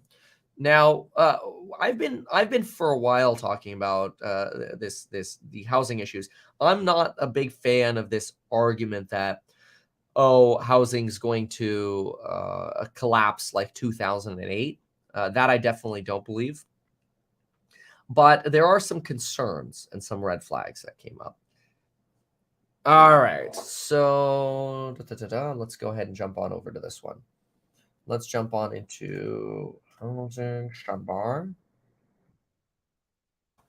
All right, housing. We've got a disaster reported on Twitter, and while we cannot yet independently verify this, it is a red flag that has a logical basis, and it's very fascinating. So here's an individual called Jacob at Raleigh Fam. Jacob says the following: I'm a new home sales rep. Okay, let me just explain that really quick because a lot of people might not understand what that means. It means you're a real estate agent who stands at the open house for a home builder and you try to sell new homes. Okay, so he's a real estate agent who's trying to sell new homes. Okay, all right. For a top 5 American builder. New home sale reps are a small community. In other words, they all talk to each other. Oh, he literally says that. We all talk to each other. Builders are inflating the numbers. Uh-oh, wait a minute. Builder stocks and builder earnings calls have actually been very good. They've been bragging about how things are getting better in December and January, and things are looking up and up. But wait a minute. Builders are inflating the numbers, keeping bad contracts and bad loans on the books to prevent showing cancellations. Uh-oh. So what do we have over here? He gives us a chart that shows how cancellations for companies are up substantially, over double for Meritage Homes. You've got Pulte Home Group over here, double. D.R. Horton, you've got double. You've got cancellation rates basically skyrocketing. And you also have a substantial decline in net new orders. This we've actually seen in publicly available statistics as well. We know that cancellation rates have skyrocketed, and we know that net new orders have fallen. We already know that. So that's actually not a secret. So statistically, we already know that some of that data is happening. But what's really alarming is this idea that builders are potentially inflating the numbers. So what rationale does he give for inflating the numbers, and how can we potentially deduce truth from that? Well, first of all, what else does he say? He says here, unfortunately, it's going to get bad. Okay, well, that's anecdotal. Let's get to where some more of the insight is. For example, in the past, we would immediately cancel or not even write a contract / build if we found you weren't qualified. Over the last 3 months, 90% of what we are forced to write are unqualified contracts because the qualified buyers are gone. These unqualified buyers won't be able to close. So what we're seeing is all the new home sales are worthless, but we have a gun to our head that if we don't hit our quota of 3 to 6 homes sold a month, we will be laid off or terminated. So we have to write the contracts, but they won't close. The base prices are too high, but we can't drop the base price because the backlog under contract won't appraise. So instead, we're doing incentives, but incentives stopped working months ago. So builders are stuck. If we drop prices, the already bad contracts will be even more bad. Okay, so let me explain this because this is very tricky if you're not from the real estate world. And I'll try to explain the potential impact of this because it is concerning, especially since when you look at companies like Lennar, the darn stocks have actually recovered substantially from their loans or from their lows last year. In fact, here, just go to Google really quick, type in Lennar stock, and look at this sucker over the last year. It's up 11% a year ago, from a year ago. You look at the last 5-year chart, the sucker had a dip and a low in June, but it's recovered 57% from June. How does that potentially make sense when housing prices haven't even really shown their year-over-year fall yet? Maybe it's the perfect short opportunity. We'll be talking about that a lot more, by the way, in our trading challenge that we've got coming up. We're officially launching the team trading challenge for course members in the Stocks and Psychology Money Group. Remember, of course, which you can get lifetime access to via the link down below. But here is how housing works when it comes to new construction builds. So let's say you have a buyer who comes in on today. Okay, so today is February 11th. And they're like, hey, I want to buy lot number 152. So you're going to buy lot 152, and you're going to go under contract for, let's say, $500,000. But in order to be convinced to go under contract for $500,000, you're like, well, I want $20,000 of incentives. Now, that'll buy you maybe new flooring, and it'll cost the builder $7,000 to do the flooring. So the builder actually props up their margins by giving you this $20,000 incentive, because they're giving you $20,000 of apparent value, which is what you think you're getting, but you're really only getting $7,000 of value. But that's how builders make money. They want you to buy upgrades through the builder. That's where they make a lot of money. But builders are also making a lot of money because guess what? The lot they built this property on, they built number 152. Guess when that lot was probably purchased? Okay, and this gets really scary. Are you ready for this? Guess when the lot was probably purchased for the house number 152 that's selling today? 2019 or 2020? Guess what real estate prices were in 2019 and 2020? Much lower than they are today. Why is that really interesting? Well, it means that the builder margins are still today being propped up by low lot sales from 2019 and 2020. Well, lot sales in 2021 and 23 and 22 are much more expensive. Specifically 2021, which is what we're going to see next. Like the 2021 lot sales, we'll actually start seeing those come up in 23 and 24 here, right? The 2021 lot sales are going to be extremely expensive relative to what home prices are likely to be when they actually start falling more in 23 and 24 and through the rest of really this year, because we're in 2023. So the lot prices are way higher now for the homes that are coming up. But the homes that are selling today are still selling with low lot prices. So it artificially makes the home builder profits look high right now. So the home builder profits look high right now because of a low base cost from low lot values. But when those higher lot values come in, you're going to have a big oopsie doopsies. And those higher lot values will probably start coming in later in 2023. So dangers for housing? Well, for builders, it's going to be higher lot values as an input cost for builders at the end of 2023 plus, right? Getting rid of that cheaper previous lot inventory. That is going to be a drag on the home builders towards the end of 2023. So keep that in mind. Okay. Now, while you keep that in mind, let's go back to what this guy on the Twitter thing said, basically about, we'll use our example here, lot 152. What is a builder backlog? Well, when somebody says we have a builder backlog that we want to make sure can appraise, what they're actually talking about is under contract deals. So the loser who bought property, let's say 150, let's say 149. Okay. So the loser who bought property 149 for $500,000 as well, January, let's say 28th, their appraisal is in part going to rely on the appraisal of the new sales, but it's also going to rely on the losers who bought property, like 130 in December, say December 30th. There we go, December 30th.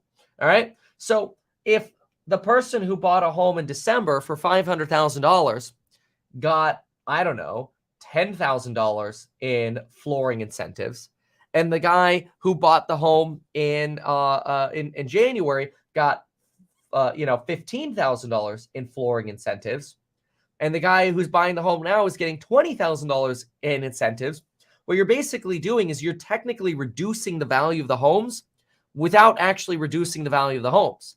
So you're basically giving people money to artificially keep home values up in the new home builder areas, because you're giving people incentives to reduce the actual price of the property without reducing the appraised value of the property. See, when the appraiser goes in to appraise lot 142 in this example that was sold in January, the appraiser is going to go, hey, well, what did things sell for in December? 500K, sir. Well, what are things selling for now? 500K, sir. And the appraiser's like, sounds good to me. I guess your appraisal is $500,000. This is no skin off appraisals. It's just the way the system works. That's what the banks want. The banks want the appraisals. Now, might there be some notes about incentives? Sure. Do the banks really care? No. So lending could potentially be propped up by artificially high appraisals because of incentives. And they don't have to be monetary incentives. The builder could have already gone in and upgraded the homes. So in theory, they don't have to give you the 20 grand. They could just go, hey, have this home with fancier flooring. And the appraiser can't really adjust for that very well because they're already new homes. You're already on a condition level. I think the new construction C1, it's hard to go C1 is even better than like I think new construction might be C2. I'm not an appraiser, but basically there are these classifications. And it's hard to say just because one house has slightly better flooring that all of a sudden the entire condition value of that house is so much more and you have to make an adjustment for it. I'm really going to skim past this really quick, but I'm basically telling you a home builder can throw an extra 50 grand into a house and it's not going to make it so much substantially different that the appraiser is actually going to be able to make any kind of difference on the valuation for that. Generally, when you have valuations that are different because of the condition, it's because somebody went through and spent, $500,000 on a remodel for a $5 million home versus somebody else who spent $50,000 on a remodel on a $5 million home, right? Then you could get more condition adjustments for stuff that's new. Like, in other words, what I'm saying is for like the 99-cent new flooring to actually make a difference compared to the $7 new flooring, everything in the home needs to be built to a substantially better degree for it to actually make a difference in the appraisals. And so the point of saying that is that home builders can artificially keep home values high by just putting in slightly better flooring, and the appraiser's not actually making a negative adjustment for that. In other words, in 2 months from now, you could still sell a home for $500K and you could potentially put $40,000 worth of upgrades into it, and the appraiser's not making an adjustment for it. The appraiser's like, well, it looks like we're still at $500K. That's called dealing with your backlog. That's making sure your next homes that are being sold aren't ruining your prior appraisals. That's what this individual on Twitter is saying. And the individual here is making this argument that people might not be able to qualify for these homes, but we're writing the contracts anyway because we basically want to inflate the numbers because we don't want to lose our jobs. So the builders are like, you guys need to sell these homes. Do whatever you got to do to sell the homes or else you're fired. And the sales reps are like, dude, like nobody's coming in to buy these homes, even because we're giving them incentives. And this is where it becomes concerning. And the sales reps are like, whatever, we'll just write the contract anyway and send it to the builder. The builder just cares about getting contracts. So the sales rep writes the contract, sends it to the builder. The builder's like, okay, got a contract. All right, somebody's willing to pay $500K. Great, sounds great. Hey, appraiser, by the way, we got another contract for $500K. We're doing good. When the reality is, if that person doesn't close, eventually the cards fall. Eventually, those deals fall through and cancel. And when those deals fall through and cancel, what happens? Inventory goes up. And that's the biggest concern that you have for real estate is an increase in inventory. So increasing inventory probably doesn't come from resale homes because people have locked in low interest rates, right?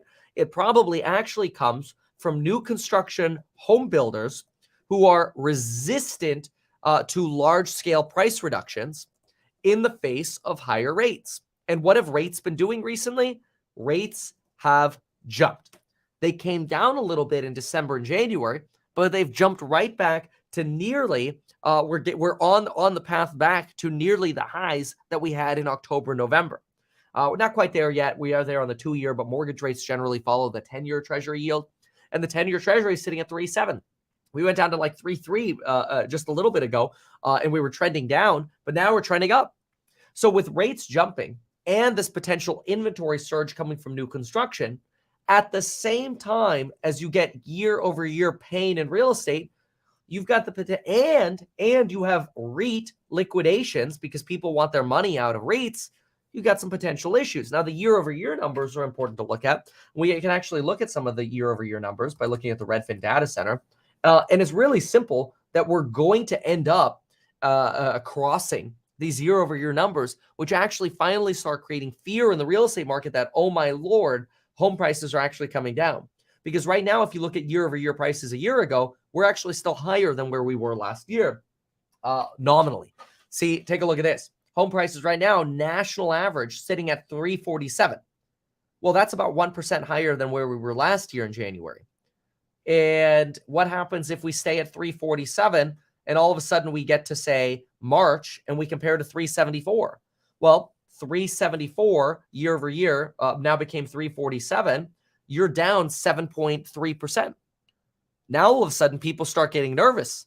And then what happens when we get to May or June or July, where we're actually comparing 347, assuming housing prices don't fall anymore, compared to 388 on a national average? Home prices are now down over 10%. And that's not even going into some markets where things are getting ugly, like, Boise's a good one. You go to, like, for example, Boise, Idaho. What do you have over here? Look at that. Housing prices are falling even more every single week. So you're looking at 444 divided by 547. When you get to that comparison, you're down almost 19%. So you do have some serious issues coming for real estate. So the dangers for housing are these higher lot values, which are going to kill margins for builders, in addition to cancellations at builders.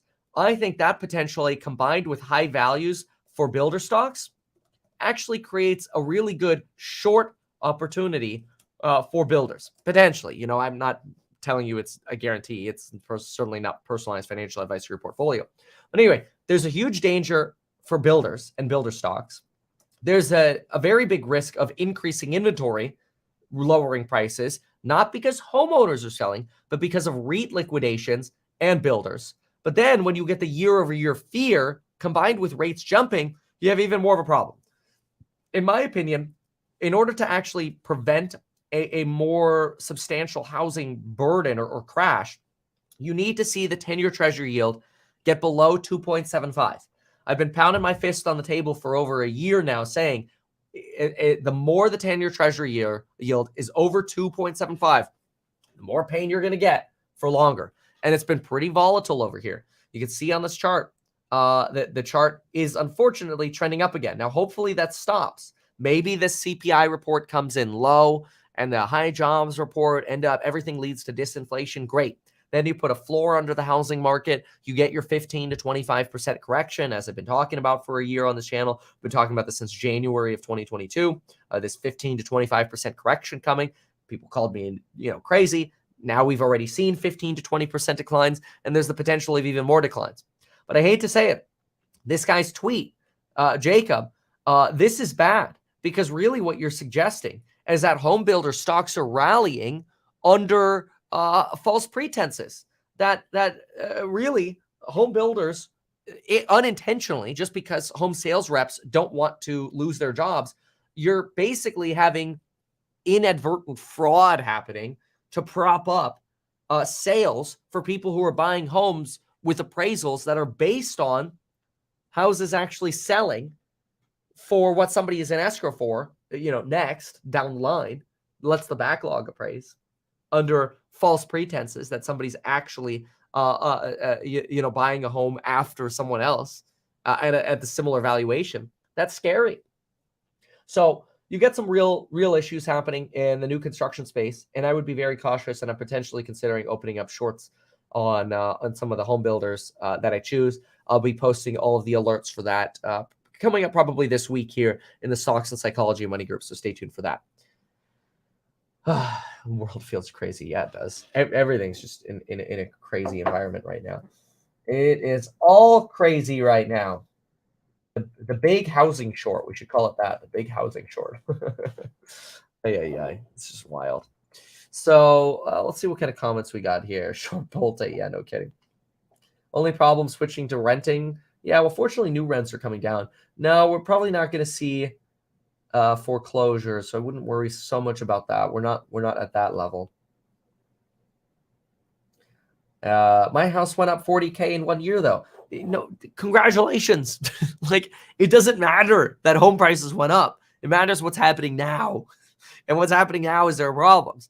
The whole point of what I made was that homeowners probably won't sell because they've locked in the low rates and they're insulated. That's probably why you're not going to see a foreclosure crisis, right? These homeowners are still wildly insulated.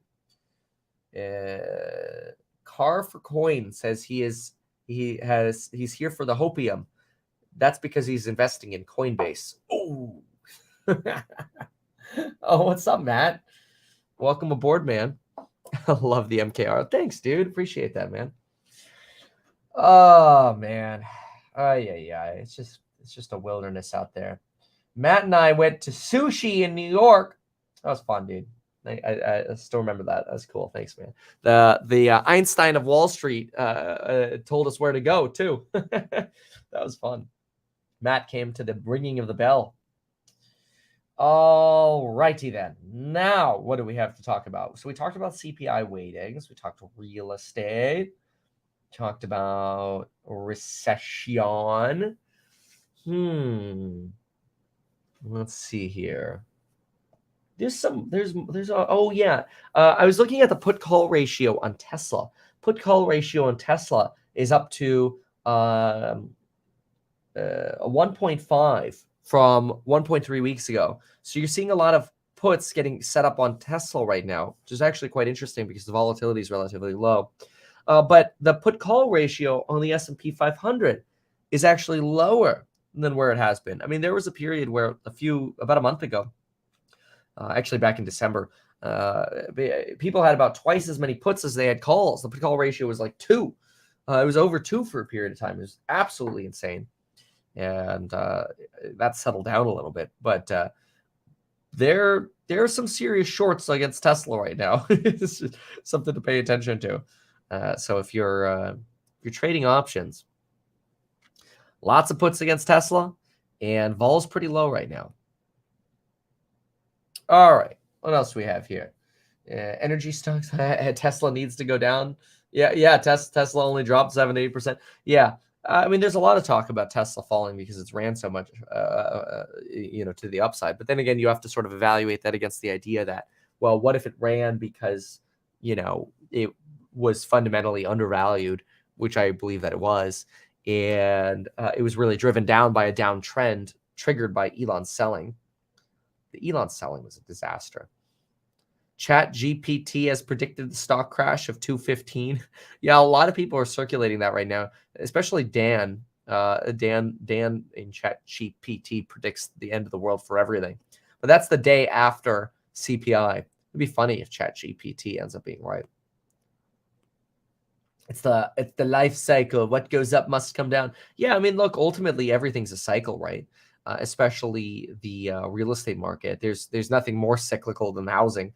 Which it shouldn't be to some extent, because it creates barriers for individuals. It makes things more expensive, and the boom bust cycle is painful. But I think most people who own homes and bought homes are pretty well insulated. Bill Ackman's considering possibly listing his Pershing holdings. That'll be interesting, seeing basically another institution going public.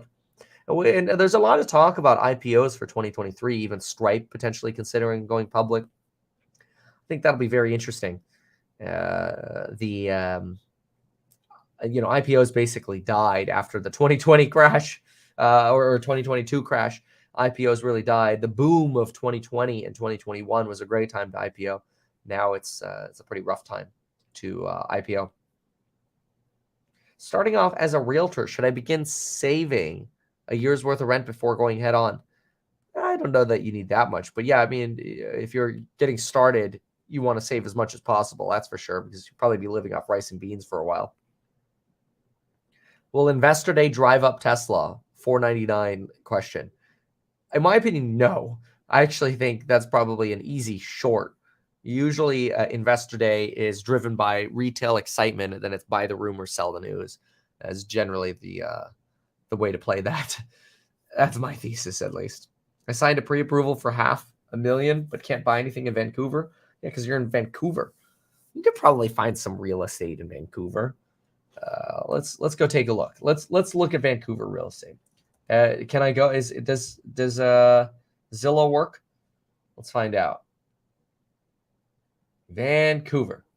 All right, let's see what's for sale in Vancouver together. It is an expensive area, that's for sure. All right, let's drop the price a lot because you get a lot of $1 million listings over here. All right, so these are Canadian dollars, so they're pretty inexpensive. All right, let's go down to like 600K. Okay. Well, look at that. There's plenty of stuff here. What are you talking about? Let's go to 500K. Yeah, look at that. 45 listings under 500,000 Canadian dollars. What do you mean you can't buy anything? You don't want to buy anything. That's your problem. You have a wants versus needs problem, man. That's what you got. Look at this. Look at that. I get a 1-bedroom, 1-bath, 518 square feet, move-in ready, gorgeous apartment in Vancouver. And this is awesome. You could totally buy something with a $500,000 pre-approval letter. The problem is you don't want to. You don't want to because you don't want to live in a 1-bedroom. That's your problem. You got to start somewhere. That's not the market's problem. That's your problem.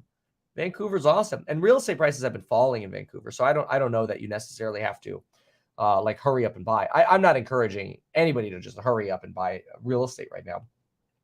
But, you know, I mean, there are plenty of things for you to choose from here. Maybe you could even get a little fixer-upper. And let's see here. Here's the studio for $299. You know, and I don't know Vancouver, so I don't know the areas over here in terms of what's a good area or bad area. I'm just trying to see if I can find something that maybe looks like a little bit of a fixer-upper. Looks decent. Oh, this one looks pretty dated. See, look at this. $349,000, built in the 60s. So, you know, you got the janky 60 elevator, but they got the nasty parquet floors. And yeah, I mean, these photos don't look that great. I don't know where it is, but it's still Vancouver. You got the nasty old kitchen, old Formica countertop. I mean, so you could probably get a deal on this sucker because this doesn't look that great. Oh, that looks beautiful. Look at that. You got a terrace with a water view. Vancouver looks nice. This person ripped the pictures from somewhere. But anyway, here's a place for $349,000. You know, I think the thing is, people get this idea that you know, oh, well, you're paying like $1,000 Canadian dollars per square foot. Well, if you don't like it, don't live in Vancouver. It's simple. It's not that hard, folks. If it's too expensive, move or buy something smaller. It's not that hard. Obviously, Vancouver is desirable enough. And yes, real estate prices are falling. Yes, real estate prices are in the process of falling even more. No, I wouldn't encourage buying right now, but let's broadly forget about the real estate market for a moment. And let's put our big boy thinking hats on for a moment. If you can't afford it, move. If you can't afford it, but you don't want to move, then take advantage of the fact that you're in a high cost of living area and get a job that pays you more. People don't want to hear reality, but if you're only approved for 500K Canadian dollars in Canada, and you're not willing to live in a 1-bedroom, then you have two choices: make more money or move. It's that simple. You know, like you can't have this mindset of, but Kevin, I shouldn't have to pay $1,000 a foot to live in Vancouver. Sorry, that's called the market. That's the way it works. The value that Vancouver provides to people who live in Vancouver, and I don't know anything about Vancouver, it's just the way it is, but the value, obviously, that city provides to people is so high, and the opportunities that it provides to people is so high that other people are managing to figure it out, and other people are managing to make the payment, or they're managing to live in a smaller unit. But just complaining about it, it's the same thing you get in San Francisco, which San Francisco's turned to crap. But you got that all the time. People are like, oh, I can't afford anything. Well, what are you looking for? Well, I'm looking for a 4-bedroom house with a white picket fence, and they're all like $5 million. It's like, well, how many people are living there? Oh, it's just me. Well, you're an idiot. Start smaller. So, you know, you gotta have the right mindset to be able to go ahead and you know, survive in high cost of living areas. And if you don't like it, I'll sell you a place in Indianapolis. Okay, you want to move to India? You want cheap housing? I got an $80,000 house to sell you in Indianapolis, and then you could get a 2-bedroom, 1 bath with a yard. You want a 3 and 2 or a 4 and 2 with a white picket fence? 120 grand. Why is it 120 grand for a house with 2,000 square feet and a yard? Because it's harder to make money there. The cost of living is lower. When the cost of living is lower, it means it's harder to make money there. It means you have less opportunities to make money there. So make your choice. You want to live in an area where housing is cheaper and you're like, oh, I got all this for $100,000. Great. What opportunities do you have in the area? Way fewer than a high cost of living area. Now, does that mean you can't make a lot of money and live in Indianapolis? No, look, I could pack up my stuff right now and go, I'll buy a $200,000 house that's 5 times the size of what I'm living in now in Indianapolis. And I could continue to make these YouTube videos, but I'm in a unique situation. I don't have to commute to a job or have a business nearby or whatever, right? So there's that unique opportunity. So yeah, of course, there are always exceptions to every rule, but the exception is not the norm. What drives real estate value is the opportunity that people have in that area, whether that is weather-based, whether that is job-based, factory-based, tech startup-based, social-based, I don't know, whatever. The reason values are what they are is because of the opportunities in an area. And to complain that you can't afford anything when clearly you can, you're pre-approved for $500,000 and I found 47 listings for you, is wrong. It just means it doesn't align with what you want. But then, capitalism doesn't work in a wants way. You have to go earn it. That's my take. Okay, so that's my real estate Vancouver rant. All right, what else do we have? Well, let's see. It's almost 7 a.m. Normally we'd be in the course member live stream right now, but it's the weekend. We're starting the Elite Hustlers live stream soon too. I'm sending an announcement out on that on Monday. I think Monday or Tuesday. We're sending that announcement out. But anyway, yeah. Okay, so what is this? So now it's about race. The male white's perspective is funny. What are you talking about? Oh, super unaware of white male privilege.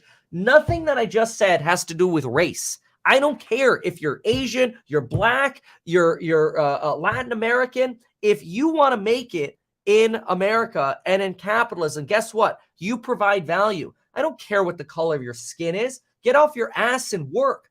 Don't tell me that it's white privilege to say if you want to make money, you need to get off your ass and work. You have every opportunity sitting here leaving racist comments on YouTube. You have every opportunity to get off your ass just like anybody else watching the stream and go work. The licensing requirements for you to become a real estate agent are exactly the same, whether you're Black, white, Asian, a woman, a man. I don't care if you're trans. I don't care. The requirements are exactly the same. In fact, you know what people do in America? They actually play to their advantage. Guess what people do who are Black and are really successful? A lot of them, they follow the same requirements. They work their ass off just the way other people are who get licensed. And then guess what? They go into communities and say, you know what?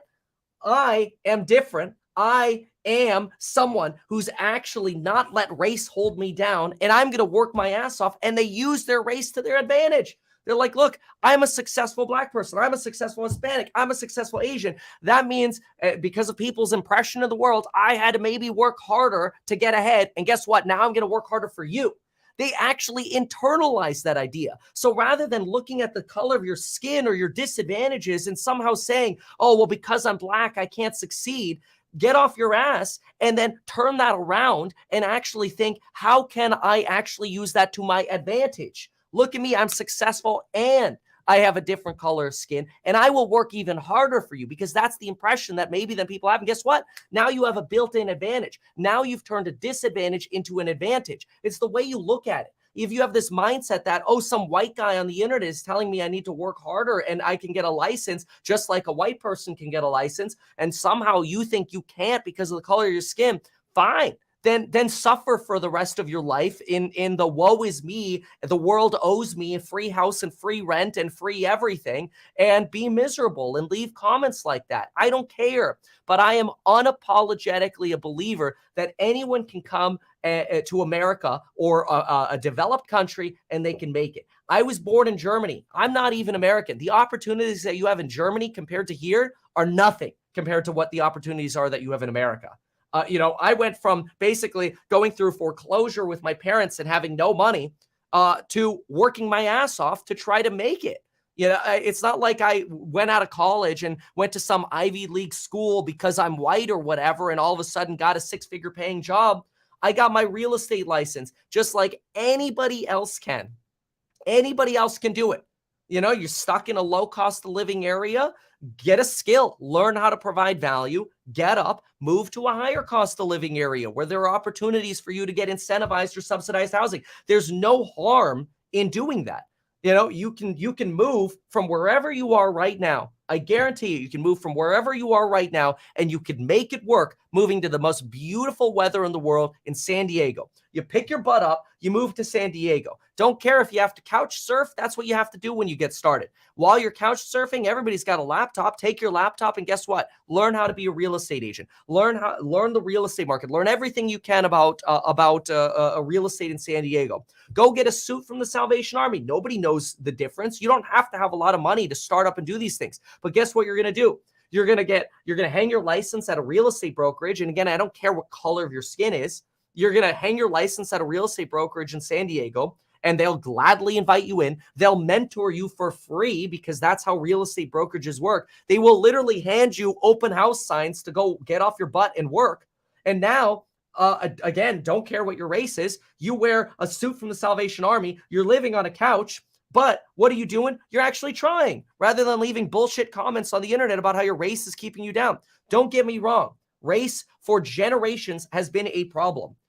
Poor people are statistically more likely a minority, or put another way, somebody who is a minority is more likely to be poor. I get it. The institutions in America have screwed people who are poor. And that's why you have to leave the poor areas. You have to leave. That's the way it works. And unfortunately in America, poor people become poor. That's the way. I'm just telling you the reality. Poor people become poor. Poverty concentrates. What happens is when things get expensive is people go to lower cost of living areas. Then more people go to those lower cost of living areas. Then the schools get worse. The police services get worse. The medical services get worse. The healthcare and hospital services get worse. Everything gets worse when poverty concentrates. And the only way to break the cycle of poverty is to leave, physically leave the low cost of living areas, in my opinion, and work harder and work your ass off. Now, unfortunately, America doesn't teach that because there are too many people on Twitter and the internet going, we just need universal basic income. And at some point we will need that. But I am the believer that anybody who's watching my videos can make it. Anybody who's actually watching these videos and these channels can make it. That's my belief. Now I'm going to go. Goodbye.